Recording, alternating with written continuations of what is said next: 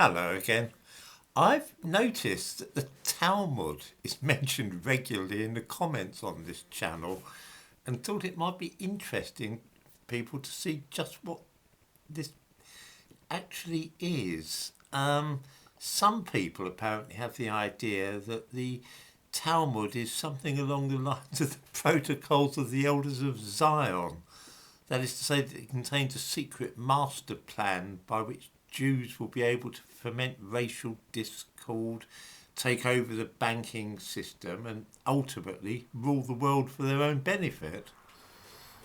Exciting as that would be, I'm afraid that the Talmud is a little more dull than this. It's really nothing more than a guide to the observation of the 400 or so rules which the Torah, the first 5 books of the Bible, lays down for Jews. The books of Genesis, Exodus, Leviticus, Numbers and Deuteronomy set out all sorts of things, like the Ten Commandments, for example. They don't give very much detail.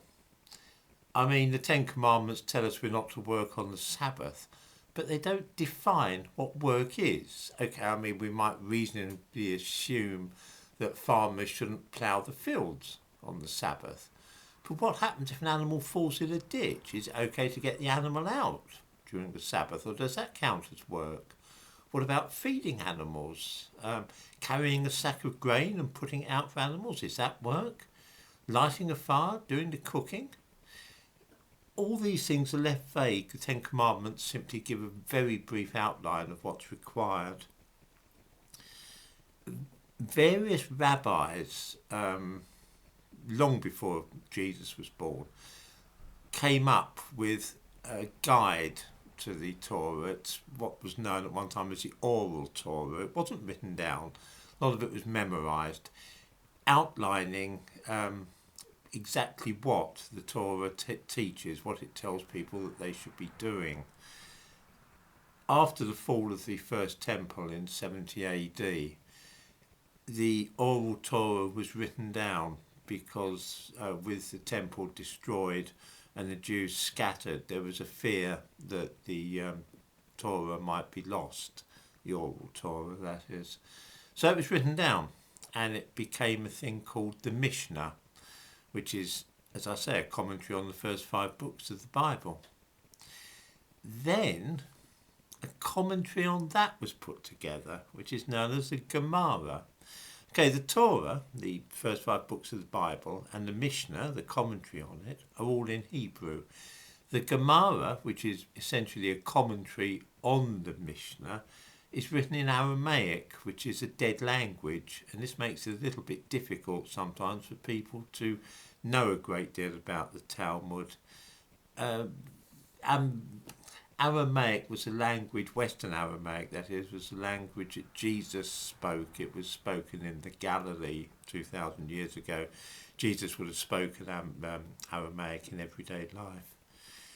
There's 2 Talmuds in this form, that is to say with the Mishnah and the Gemara, and they are the Jerusalem Talmud, which was composed in the Galilee, and the Babylonian Talmud, which was composed in what is now Iraq. So far, this is very, very dull for anybody who is not interested in the religious observance of Judaism. Why then is the Talmud of any interest to people today, apart from those Orthodox Jews who study it and make it their life's work?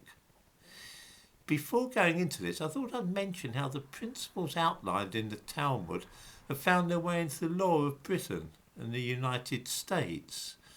One of the silly things which people say about the Old Testament, the Hebrew Bible, is that it has the principle of an eye for an eye, and that Jesus replaced this with forgive your enemies. This is all nonsense. The Talmud makes it very clear that there was never any question at all of anybody having their eye gouged out. It didn't literally mean that if someone damaged your eye or put out your eye, that they would have to have their eye gouged out. This is all rubbish. the principles laid out clearly, and the Talmud makes it very plain that that is a principle of value, that in fact the loss of an eye has to be compensated for financially. Yeah. There's never, I don't believe there's ever been any question of any expert believing that anybody ever had their eye gouged out, or that the principle of an eye for an eye was never put into literal practice, even in biblical times. The principles laid out monetary compensation for physical injuries like the loss of an eye. This is how things work now in Christian countries. If a factory owner cuts corners with safety regulations and one of the workers loses an eye as a consequence in an industrial accident, the court in Britain or America will not say to the person who's lost an eye, you must forgive the man who caused this injury. Not a bit of it. Instead, compensation will be agreed, just as the Talmud recommends. In the Gemara, which of course is a commentary on the Mishnah, there are all sorts of legal cases and debates between rabbis and other learned men. Sometimes those who wish to portray Judaism, and indeed Jews, in a bad light will seize upon some random sentence from the Gemara and suggest that it tells us something significant about the Jewish people. The problem is that very few people today can read and understand Aramaic.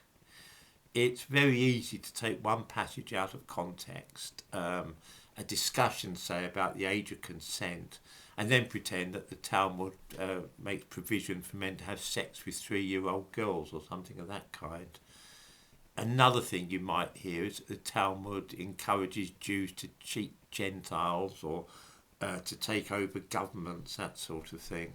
Those who wish to know what the Talmud actually says really need to learn both Hebrew and Aramaic, and then spend years studying the 38 volumes which make it up. There's an awful lot in it, and much of it can only be understood in the context of society in the Middle East over 1,000 years ago.